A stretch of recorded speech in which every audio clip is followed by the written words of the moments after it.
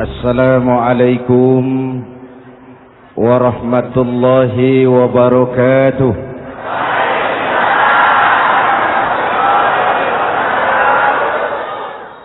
Alhamdulillah wassalatu wassalamu ala Rasulillah Sayyidina Muhammad ibn Abdullah wa ala alihi wa sahbihi wa mawala, amma ba'du.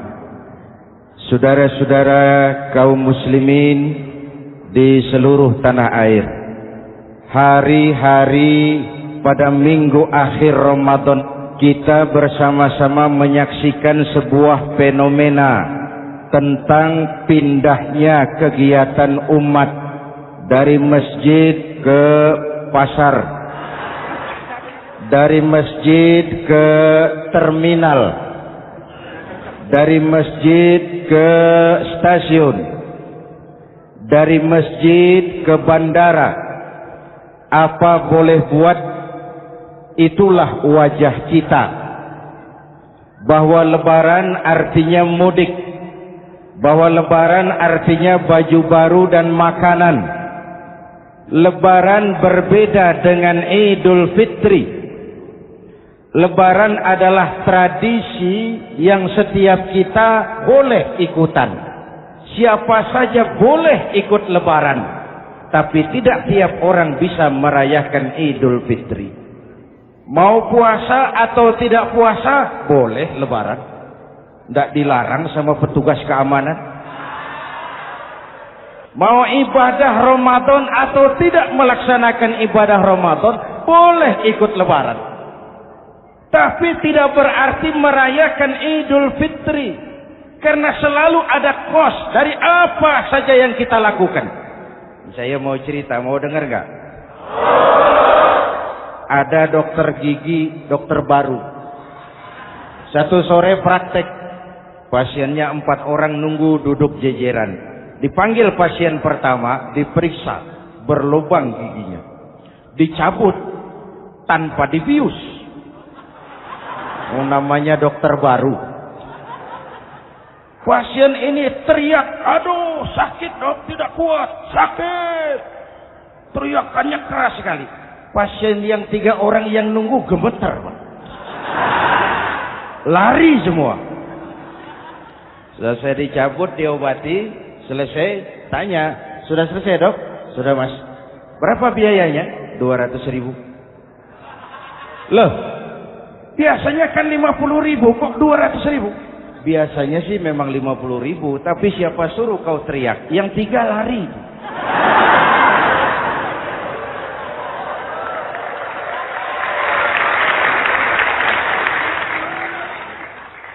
Cerita pendek ini ingin berpesan kepada kita, selalu ada ongkos yang harus kita bayar dari apa saja yang kita lakukan. Mau ibadah atau tidak, mau jadi orang baik-baik atau jadi bajingan paling tengik, mau berbuat salah atau berbuat soleh, selalu ada kosnya, selalu ada ongkosnya. Kita bicara kembali kepada fitrah, Idul Fitri. Bagaimana caranya? Pertama saya ingin mengutip bagian pendek dari ayat 185 Al-Baqarah.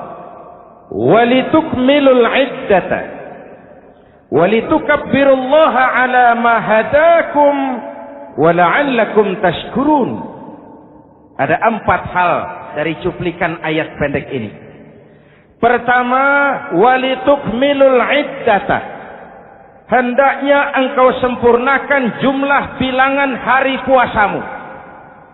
Berpuasa sebulan penuh. Sebulan penuh itu bisa 29, bisa 30. Pak, kalau beda pendapat bagaimana? Ada yang lebaran tanggal 5, ada yang lebaran tanggal 6. Hadirin, bagi yang punya kemampuan berijtihad, silahkan melakukan ru'yatul hilal. Bagi yang tidak, lebih aman ikut pesan Nabi. Apa pesan Nabi? Fa iza ikhtalaftum fa alaikum bisawadil a'zam ma'al haqqi wa ahlihi. Kalau kamu berbeda pendapat, ikut golongan terbanyak yang benar dan ahlinya. Jadi walaupun banyak, kalau tidak benar dan bukan ahlinya, nggak usah ikutin. Banyak benar dan ahlinya. Contoh, 100 insinyur berbeda pendapat dengan 10 kiai tentang doa kunut. Yang diikuti pasti 10 kiai, bukan 100 insinyur. Betul? Atau sebaliknya, 10 insinyur berbeda dengan 100 kiai tentang konstruksi jembatan. Yang diikuti tentu 10 insinyur, benar dan ahlinya. Maka yang paling aman, kita punya Departemen Agama. Departemen Agama punya ahli dari MUI, dari Nahdlatul Ulama, dari Muhammadiyah, dari Al-Wasliyah, dari Syarikat Islam, dikumpulkan melakukan ru'yatul hilal. Yang paling aman, dengerin saja pengumuman Departemen Agama.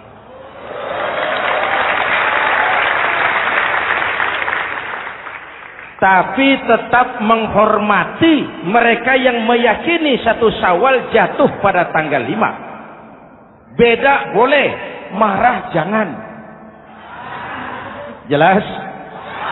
Saudara boleh suka tempe, tapi jangan menghina orang yang tidak suka tempe. Saudara boleh senang tahu, tapi jangan ngenyek karo wong yang senang tahu. Hadirin yang saya hormati, walitukmilul iddata. Kalau mau kembali kepada fitrah, sempurnakan jumlah bilangan hari puasamu. Makna sempurnakan di sini 2. Sempurnakan 1 bulan penuh dan sempurnakan semangat puasamu. Walaupun Ramadan berakhir, puasa jangan selesai. Kenapa? Tangan kita masih tetap terus puasa dari mengambil yang bukan milik kita. Lidah kita walaupun Ramadan sudah selesai tetap berpuasa dari memfitnah dan menggunjing orang lain. Kaki kita walaupun Ramadan sudah selesai tetap puasa dari berjalan ke tempat yang tidak baik.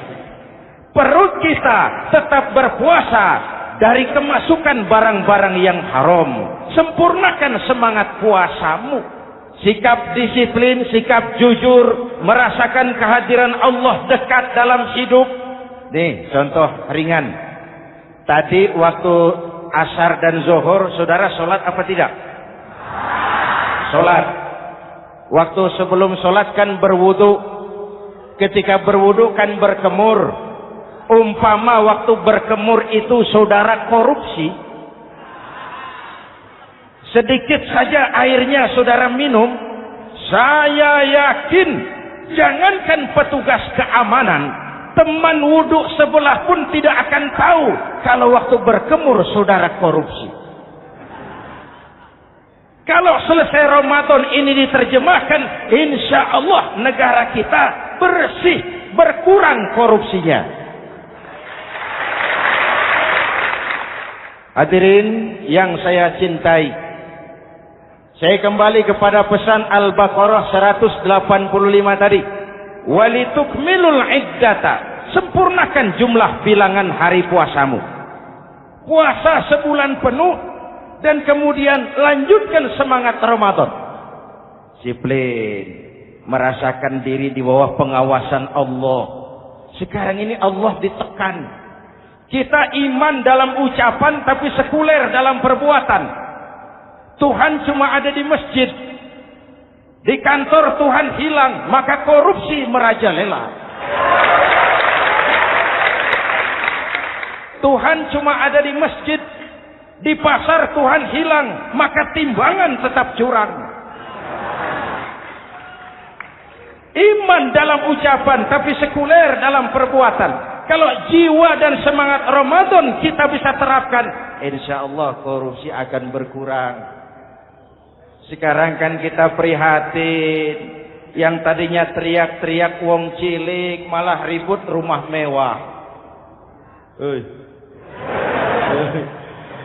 Yang tadinya teriak-teriak rakyat kecil, sekarang malah ribut soal villa 5 miliar. Ini kan menyedihkan, memilukan dan memalukan. Tidak punya sense of crisis. Nah, saya juga nggak tahu apa itu. Udah dengerin aja, kenapa sih? Usil bener. Padahal ekonomi kita masih terpuruk. Lapangan kerja sulit. Jumlah pengangguran rata-rata 2 juta orang per tahun. Lapangan kerja baru sulit terbuka karena investor, jangankan yang dari luar mau masuk, yang di dalam siap-siap keluar.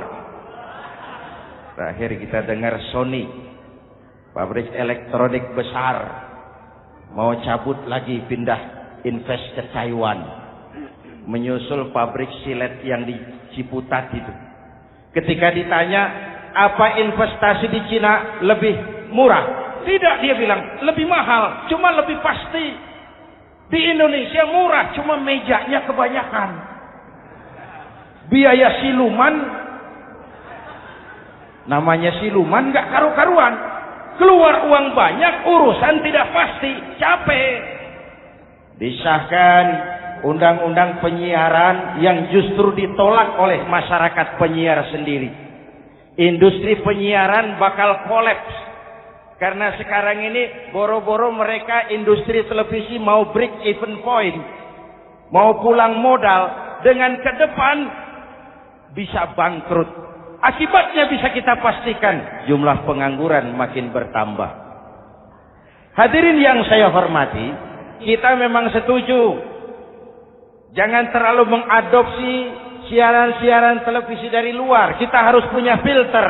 Tapi pada sisi yang sama, kita juga harus memperhatikan lapangan kerja buat rakyat kita ini. Walitukmilul iddata, sempurnakan jumlah bilangan hari puasamu. Kalau jumlah hari puasa sudah sempurna, tuntunan yang kedua dari Al-Quran, walitukabbirullah, hendaknya engkau agungkan nama Tuhanmu. Takbiran. Takbiran itu bisa sendiri, bisa berjamaah, bisa di rumah, bisa di masjid, bisa di surau, bisa dengan pawai keliling, asal dilaksanakan dengan tertib dan tidak mengganggu lalu lintas umum. Prakteknya yang terjadi, pawai keliling itu mengganggu ketertiban umum, perang petasan, mengganggu lalu lintas. Terjadi macam ada yang takbiran bawa bendera partai. Innalillahi wa inna ilaihi raji'un. Ini takbir politik. Hadirin yang saya hormati, kalimat takbir dalam kondisi kita, saya ingatkan kepada satu ungkapan Bung Tomo. Bung Tomo, pelaku sejarah, tokoh 10 November yang dikenal sebagai Hari Pahlawan, dalam satu pidatonya saya ingat pernah berkata, andai kata tidak ada kalimat takbir, ini ungkapan Bung Tomo, andai kata tidak ada kalimat takbir, saya tidak tahu dengan apa saya harus menggerakkan putra-putra terbaik bangsa untuk bangkit berjuang melawan penjajah.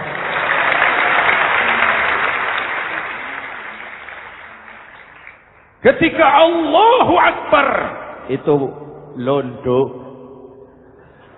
kelihatannya kecil, meriam nggak meleduk. Dahulu orang-orang tua kita cuma ada 2 kata, merdeka atau mati. Tidak berpikir nanti kalau menang dan merdeka saya jadi wali kota di mana.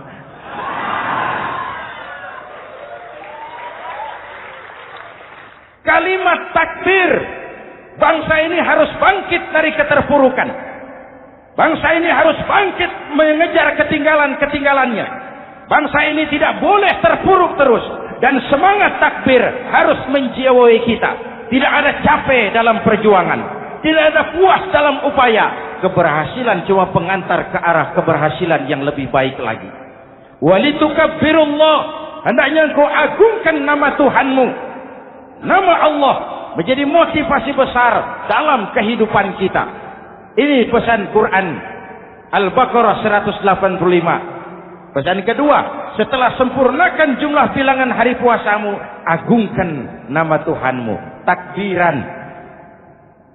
Kalimat takbir sendiri kalau kita lihat pada kalimatnya ada kata la ilaha illallah wahdah sadaqa wa'dah wa nasara 'abdah wa a'azza jundah wa hazamal ahzaba wahdah.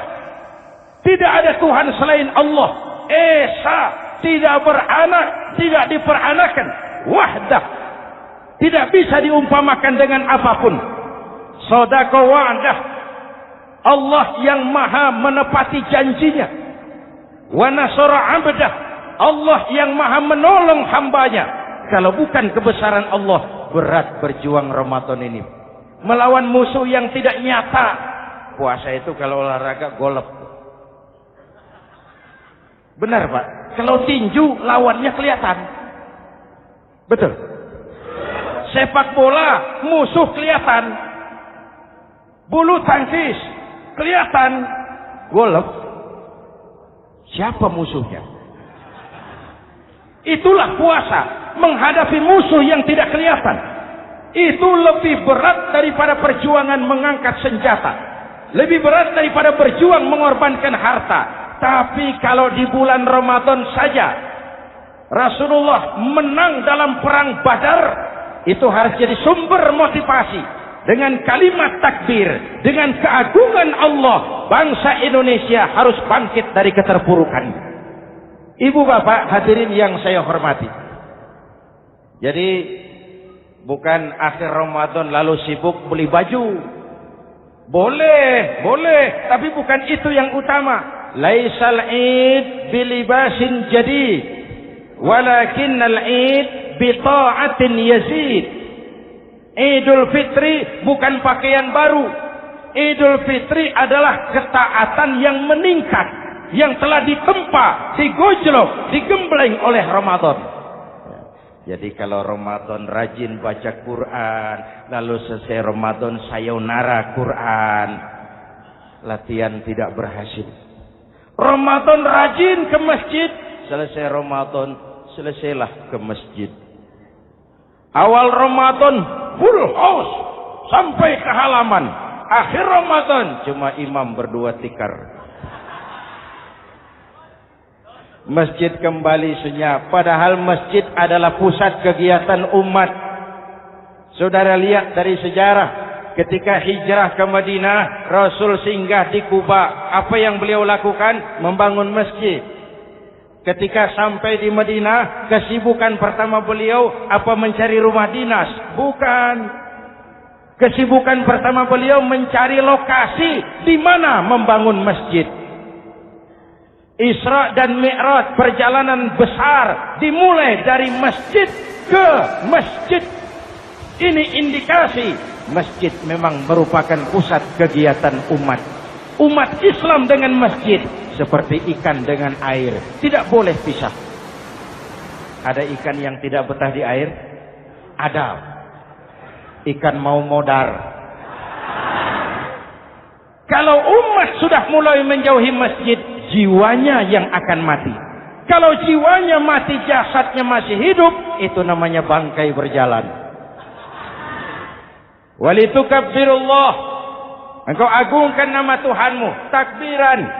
Setelah berjuang penuh, membina takwa, mengharap ridho, mengendalikan nafsu. Ingat loh, puasa itu bukan menghilangkan nafsu, mengendalikan, menempatkan pada tempatnya. Manusia tanpa nafsu bukan manusia, tapi manusia yang disetir nafsu turun jadi binatang, bahkan lebih rendah daripada binatang. Puasa ini menempatkan nafsu di tempatnya. Hai laki-laki, kamu nafsu sama perempuan? Betul Pak. Perempuan suka laki-laki? Betul Pak. Boleh lewat sini, lewat pintu yang disebut nikah. Ini nafsu disalurkan lewat pintu yang disebut nikah. Jangan seperti ayam kawin tiap malam, nikah tidak mau.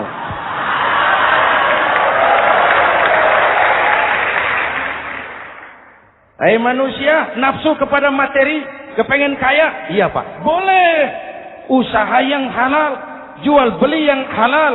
Wa ahallallahu al-bai'a wa harrama riba. Allah halalkan jual beli. Jangan ingin kaya lalu makan renten, ingin kaya lalu korupsi, ingin kaya lalu buka peternakan tuyul. Manusia ingin berkuasa, boleh, tapi tetap punya etika dan moral. Jangan ingin berkuasa lalu fitnah, ingin berkuasa lalu mengadu domba orang, ingin berkuasa lalu menghalalkan segala cara. Kuasa menempatkan nafsu pada tempatnya. Manusia yang dikendalikan nafsu lebih puas daripada binatang. Saya punya ungkapan lama, sebuas-buasnya kerbau, makanannya tetap rumput. Saya belum pernah dengar ada kerbau terlalu buas lalu makan roti. Betul? Tapi manusia kalau sudah dikendalikan nafsu, manusia bukan cuma makan nasi, aspal, semen, kertas, minumnya solar, jauh lebih puas daripada binatang. Inilah puasa. Arep nguwong ke wong, agar manusia itu jadi dirinya, fitrahnya, jangan dikendalikan oleh nafsu. Kita ini sudah diciptakan fi ahsani taqwim. Masya Allah. Presented by the Integral CJ's Management.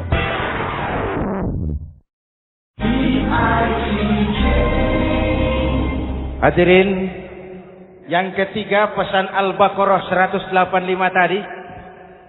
Setelah sempurna jumlah bilangan hari puasa, lalu mengumandangkan takbir, membayar zakat fitrah. Kenapa itu kita lakukan? Mengagungkan nama Allah. Ala ma hadakum.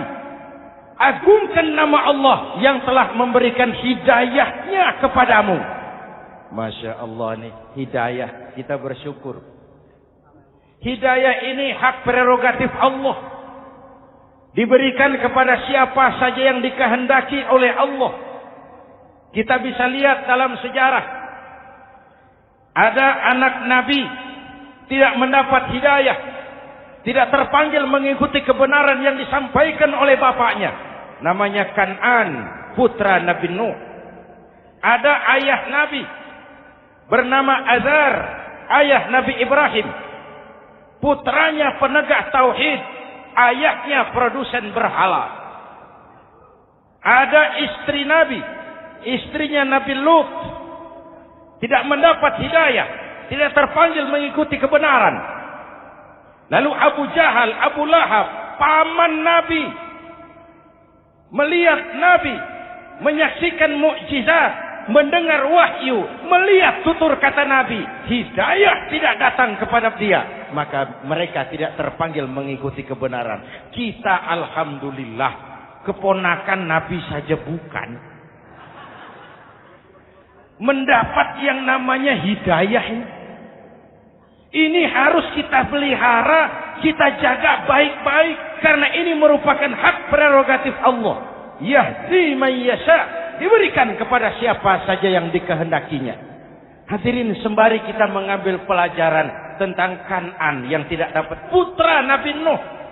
Ini saya ngambil bagian cerita sejarah. Masih mau dengar? Nabi Nuh diberi umur 950 tahun. Berdakwah sepanjang hidup. 800 tahun beliau dakwah. Dapat pengikut tidak lebih 80 orang. Rata-rata 10 tahun satu. Yang dihadapi ini umat yang kurang ajar, bandel, bajingan, tengik. Kalau diceramahi, telinganya ditutup dengan tangannya. Ini saking kurang ajarnya ini umat. Diberikan dakwah, telinganya ditutup dengan tangan.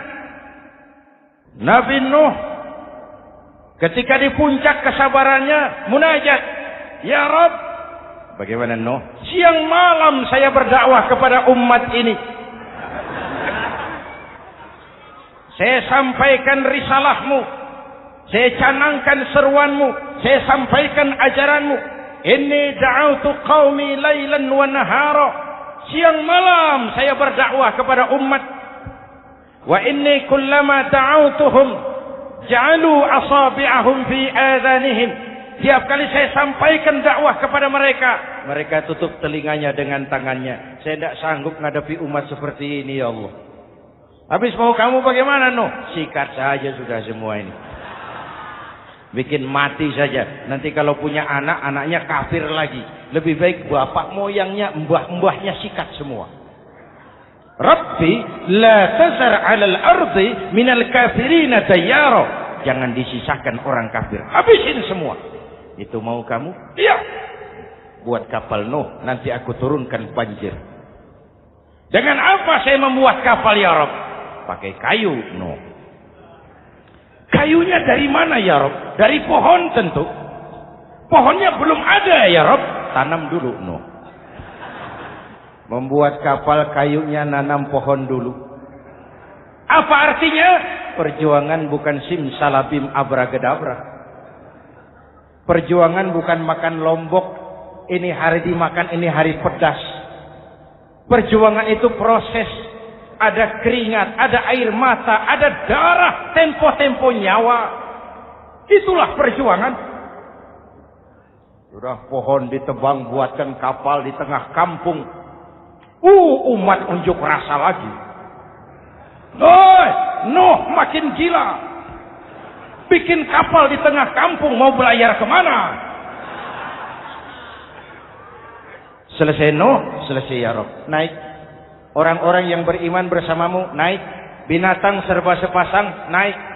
Naik Nuh, naik. Orang beriman, naik. Binatang serba sepasang. Gerimis mulai turun. Setelah kapal semua terisi, Nabi Nuh kontrol. Sudah naik semua? Sudah. Nuh. Mas Bejo, ada? Ada. Bawa painem, naik sudah masuk. Oke, Kan'an anak saya ikut tidak naik kapal. Kami tidak lihat, Nuh. Turun ke bawah. Ada Kan'an. Kami tidak lihat, Nuh. Naik ke atas Burita. Kelihatan Kan'an tidak ikut naik kapal. Kumpul bersama orang kafir di daratan. Inilah potret kehidupan. Kumpul dengan orang-orang kafir. Berapa banyak anak-anak kita tidak mau ikut orang tuanya ke masjid. Kumpul dengan orang-orang kafir di tempat maksiat. Nuh karena sayang kepada anak. Dari atas kapal memanggil. Ya bunayyar kam ma'ana. Ya, ini bahasa orang manggil, Pak. Kan'an. Kesini nak, naik kapal sama papi. Ini terjemahan bebas. Jawab Kan'an di bawah. Tidak mau, Pak, saya di sini saja. Jangan nak, Allah sedang murka, akan turun banjir. Kalau datang banjir, Bapak, sa'awi ila jabalin ya'simuni minal ma'. Saya akan naik ke gunung tinggi yang bisa menyelamatkan saya dari banjir. Kan'an naik ke gunung tinggi, gunung pun tenggelam dihantam banjir. Dalam puncak kepedihan, Nabi Nuh akhirnya sadar. Ya Allah, kalau orang kafir tenggelam, memang saya yang minta. Tapi Kan'an kan anak saya. Nuh, anggap Kan'an bukan anakmu. Wa innahu amalun ghairu salih. Nuh sadar, akhirnya bilang, ana urid, wa anta turid, wallahu fa'alun lima yurid. Aku punya kemauan. Kau Kan'an punya kemauan, Allah juga punya kemauan. Kemauan Allah lah yang akhirnya jadi kenyataan. Nah, sekarang juga kita ngadepi musim banjir. Bukan banjir air saja, banjir peradaban-peradaban yang masuk ke negeri kita. Banjir maksiat, banjir munkarot. Kalau kita sudah ke masjid, kita sudah naik kapal. Tolong kontrol anak-anak kita. Tolong kontrol tetangga kita. Ayo naik kapal. Banjir.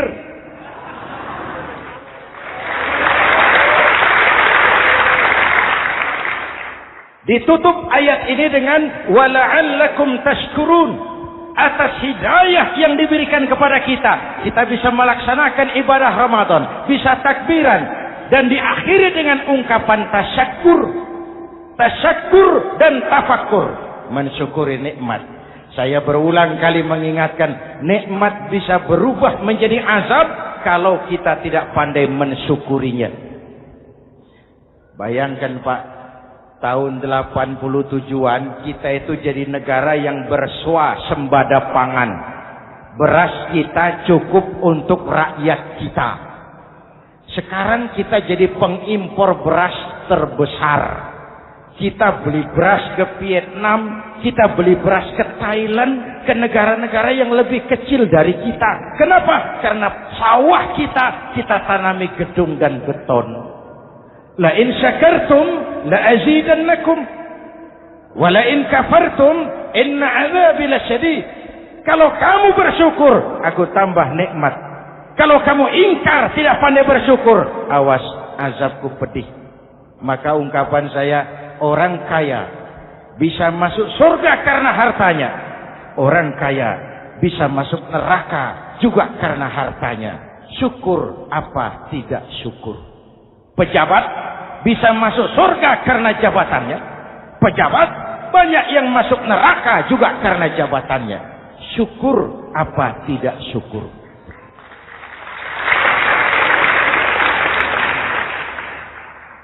Orang alim, kiai bisa masuk surga karena ilmunya. Orang alim pun bisa masuk neraka lebih dulu dari penyembah berhala juga karena ilmunya. Syukur apa tidak syukur? Si jabatan sebagai pemimpin lalu menyadari sayyidul qaumi khadimuhum. Pemimpin suatu umat adalah pelayan bagi umat itu. Pelayan harus melayani, bukan minta dilayani. Selama ini kita memandang jabatan itu jalan pintas menuju kaya. Jabatan itu artinya kekuasaan dan fasilitas. Maka yang lahir rampok-rampok baru.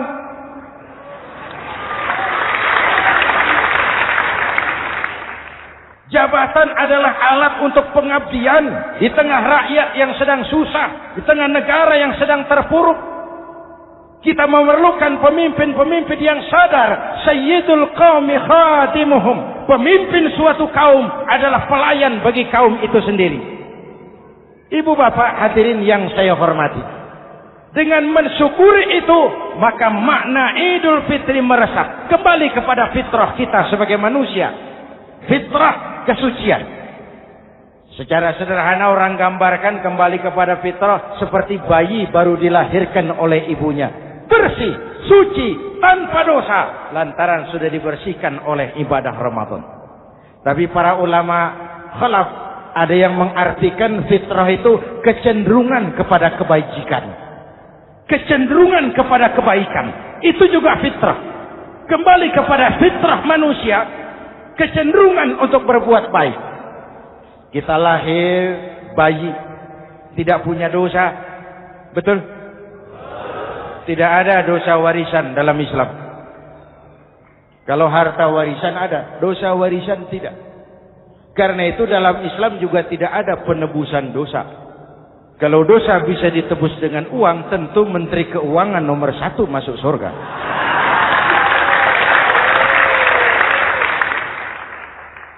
Dosa dalam Islam ditebus dengan taubat. Langsung kepada Allah, sonder calo. Hadirin yang saya hormati, kembali kepada fitrah seperti bayi baru dilahirkan oleh ibunya. Bersih, tidak punya dosa kepada Allah lantaran sudah dibersihkan oleh ibadah Ramadan. Soalnya kemudian kita kan tidak hanya bersalah kepada Allah, kita ini juga bergaul dengan sesama manusia. Betul? Sebuah hadis, sahabat ditanya oleh Rasul, "Atadruna manil muflis?" Saudara-saudara, tahu kamu siapa orang yang bangkrut? Oh Rasul, orang bangkrut yang tidak punya uang. Orang bangkrut yang tidak punya harta. Salah kata Rasul. Innal muflisa min ummati. Yang bangkrut dari golongan umatku, yang besok di hari kiamat datang menghadap Allah dengan membawa pahala solat, membawa pahala zakat, membawa pahala haji, membawa pahala sedekah pada satu pihak. Sementara pada sisi yang lain sebelah kiri, orang ini juga datang membawa kesalahan karena pernah mencaci maki orang, pernah memfitnah orang, pernah memakan harta orang dengan cara yang zalim. Satu sisi bawa kebajikan, sisi lain bawa kesalahan. Kalau ini yang terjadi, bagaimana nasib kita, kata Nabi? Tuhan, ini pahala solat saya, ini solat yang wajib, ini yang sunnah, rawatibnya, nawafilnya. Datang orang, sebentar Tuhan, apa? Dia memang rajin solat, tapi saya pernah dicaci maki. Hancur nama saya, remuk hati saya. Di dunia saya tidak bisa membalas karena dia lebih berkuasa. Sekarang saya menuntut keadilan. Betul? Ya Tuhan, sini pahala solatmu, kasih orang yang kau caci maki. Tuhan, ini pahala puasa saya, yang wajib Ramadannya, sunnah 6 hari Syawalnya, Senin Kemisnya. Ini Tuhan. Datang lagi, sebentar Tuhan. Kenapa? Dia memang rajin puasa, tapi saya pernah difitnah tanpa benar, dicorengkan arang ke dahi, hancur nama saya karenanya. Saya menuntut keadilan karena di dunia waktu itu cuma banyak pengadilan, tapi tidak ada keadilan. Benar? Benar. Pahala solatmu kasih orang yang kau fitnah. Tuhan, ini pahala zakat saya. Datang lagi, Tuhan, dia memang suka zakat, tapi korupsinya lebih besar dari zakatnya. Nuntut keadilan. Sini, pahala zakatmu kasih. Kalau habis pahala kebaikan, orang yang menuntut masih banyak, diambillah dosa orang yang kita sakiti, diberikan kepada kita. Pahala dipreteli, dosa diberikan. Apa enggak bangkrut? Ibarat orang dagang, modal habis, tagihan hutang datang terus. Kenapa? Orang ini cuma baik hubungannya kepada Allah, tapi tidak baik hubungannya dengan sesama manusia. Karena itu, dalam konteks dengan fitrah, manusia makhluk yang fitrah. Apa fitrah itu? Pertama, manusia makhluk yang bertuhan. Itu fitrah. Mengingkari Tuhan, mengingkari fitrah. Yang kedua, manusia makhluk sosial, zon politikan. Itu fitrah. Kita tidak bisa hidup sendiri. Betapa dan siapapun kita memerlukan yang lain. Maka nuansa Ramadan intinya adalah silaturahmi. Nuansa Idul Fitri, silaturahmi antar sesama kita. Ada baiknya saya ingatkan lagi sebuah hadis. Masih mau dengar? Selesai sholat Id, sahabat mendengar Rasul mengucapkan amin 3 kali. Amin, amin, amin. Ya Rasul, ada apa? Tadi turun Jibril selesai sholat. Mau berdoa. Muhammad, aku mau mohon kepada Allah. Mau kau aminkan? Silahkan Jibril. Jibril doa, Rasul amin. Doanya 3 macam permohonan, maka Rasul 3 kali mengucapkan amin. Kalau sudah Jibril yang doa, Rasul yang amin, apa ya doanya ditolak? Apa isi doanya? Yang pertama, ya Allah, doa malaikat Jibril. Hari ini 1 Syawal, waktu itu doanya, saya mohon kepadamu, jangan engkau terima puasa dan ibadahnya anak yang durhaka kepada ibu bapaknya. Rasul mengucapkan amin. Renungan buat kita. Itu sebabnya barangkali sesibuk-sibuk di Jakarta masih mau mudik nemui orang tua. Yang kedua, ya Rabb, saya mohon kepadamu, jangan engkau terima puasa dan ibadahnya istri yang durhaka kepada suaminya. Amin. Kedengaran, Bu? Ada ibu-ibu tanya, Pak, kalau suami yang durhaka sama istrinya bagaimana? Hadisnya tidak menjelaskan itu, Bu.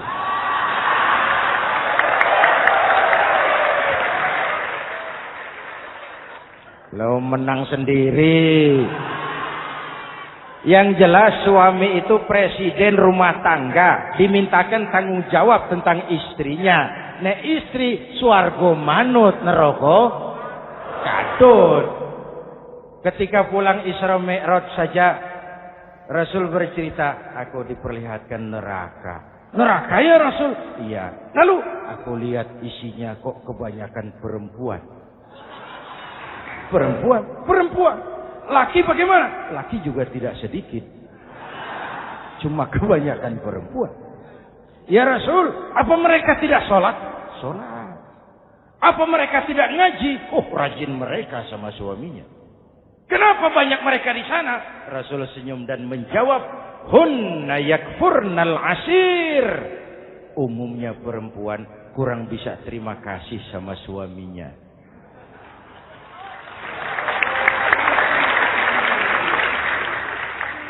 Ini penyakit turunan. Oi, ngaku oi. Lalu yang ketiga, ya Allah, hari ini saya mohon kepadamu, jangan engkau terima puasa dan ibadahnya muslim yang tidak mau memaafkan sesama saudaranya muslim. Memaafkan lebih berat daripada meminta maaf, tapi memberi maaf lebih mulia daripada meminta maaf.